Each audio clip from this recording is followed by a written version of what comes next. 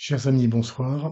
C'est notre première séance d'approfondissement de la foi, à laquelle sont associés à la fois vous qui avez été confirmés cette année, enfin l'année dernière plus exactement, trois d'entre vous qui seront baptisés et confirmés eucharistiés à Pâques, et puis les secondes qui se préparent à la confirmation.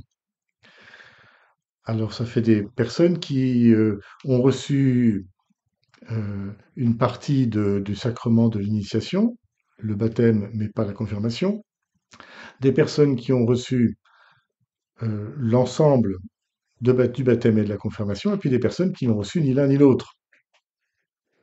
Mais vous avez tous quelque chose en commun, c'est que vous avez reçu ou allez bientôt recevoir ces dons. Et que ces dons de l'Esprit Saint, que sont le baptême et puis le don particulier de la confirmation, qui vous permet d'approfondir la parole de Dieu et de vous fortifier intérieurement pour pouvoir être chrétien devant les autres avec sérénité et désir de partager ce que vous avez découvert, eh bien ces dons de Dieu, vous ne pouvez vraiment les faire vôtres, c'est-à-dire les rendre partie de vous-même, que dans l'intelligence que vous aurez de ce qu'ils sont, de ce qu'ils font en vous et de ce que vous êtes. On ne comprend bien que ce qui est travaillé, expliqué, et on ne choisit vraiment librement que ce que l'on comprend bien. Et pour pouvoir vivre de l'Esprit Saint que vous recevez au baptême, ou que vous allez recevoir au baptême, que vous avez reçu dans le baptême et dont vous avez reçu le don particulier de force à la confirmation, pour vraiment en vivre, vous ne pouvez en vivre que comme vraiment homme, femme libre, qui sait ce qu'il reçoit, qui sait ce qu'il accueille, ce que ça transforme en lui et qui sait ce qu'il peut en faire.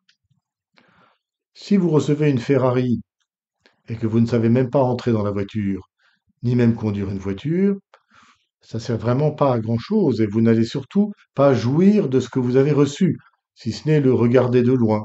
Ça ne fera que faire grandir en vous le désir, la frustration finalement. C'est à vous, mais vous ne pouvez pas en jouir. Si vous savez parfaitement non seulement entrer dans une Ferrari, mais savoir parfaitement bien la conduire, eh bien, et en tirer tout ce qu'elle peut vous donner, alors cette voiture sera vraiment à vous. Il en est de même pour tous les dons que nous recevons. Ce qui fait notre fierté, notre liberté, c'est pas d'avoir des choses, mais c'est de savoir très bien s'en servir, d'en être le maître, d'avoir une maîtrise de ce que l'on a, pour pouvoir être vraiment libre avec. Vous comprenez? Si la voiture de course vous conduit dans le décor et à la mort parce que vous ne savez pas l'utiliser, à quoi bon avoir reçu cette voiture? Il est évident que le don que vous recevez de l'Esprit Saint ne peut pas vous conduire à la mort. Mais il est certain que le don du baptême et de l'Esprit Saint dans la confirmation, s'il n'est pas accompagné d'un solide enseignement qui vous donne de bien comprendre ce que vous avez reçu et de comment en vivre, comment en jouir, comment en tirer le maximum de profit, vous allez en avoir une grande frustration. Comme un certain nombre de chrétiens, malheureusement, qui n'ont de chrétien que le nom et le baptême, ce qui est fort peu pour être chrétien. On est vraiment chrétien que si notre intelligence est nourrie par l'enseignement du Christ, l'enseignement de la Bible, l'enseignement du cœur aussi, de l'expérience, l'enseignement que l'on reçoit, que l'on transmet aux plus jeunes, que l'on reçoit des plus vieux. C'est cela qui fait de vous vraiment un baptisé. Un baptême, l'esprit, la parole de Dieu et la transmission dans un peuple avec des anciens et des nouveaux qui vous donnent ce qu'ils ont reçu. Voilà, c'est l'ambition de ce que nous allons poursuivre cette année, les premières et les secondes ensemble, avec un nouveau chapitre pour toute cette année, c'est-à-dire comment agir en chrétien. Vous voyez, nous sommes exactement dans la ligne de ce que je vous disais à l'instant.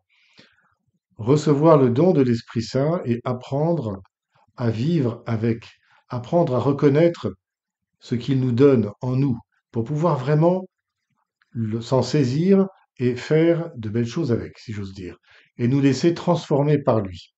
C'est ce qu'on appelle la morale chrétienne.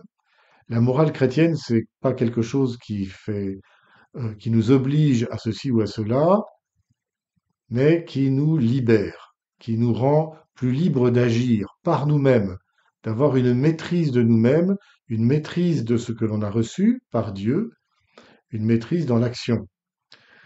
C'est vrai que ça peut impliquer des contraintes, des obligations néanmoins, mais c'est toujours au nom de la vérité, au nom de l'amour. Aimer ses enfants, ça comporte des contraintes parce que parfois on n'a pas très envie d'aller se lever la nuit pour aller les bercer quand ils hurlent la nuit, ou on n'a parfois pas très envie de partager le repas avec eux dans parfois le bruit, on préférait être un peu tranquille. Donc voilà les contraintes, mais ces contraintes ne sont rien à côté de l'amour qui remplit le cœur des parents de pouvoir vivre avec leurs enfants. Voilà, chers amis. Alors, nous allons commencer ce travail avec un premier travail sur le bonheur. Nous sommes faits pour le bonheur, mais qu'est-ce que le bonheur? Comment le reconnaît-on vraiment? Comment reconnaît-on le vrai bonheur? Comment le saisit-on? Comment l'atteint-on? Comment le garde-t-on aussi? Ce sont des questions importantes que nous allons maintenant travailler et que je vous invite maintenant à travailler en lisant les descriptions et en retrouvant les numéros du UCAT que vous allez pouvoir travailler en petits groupes. À bientôt!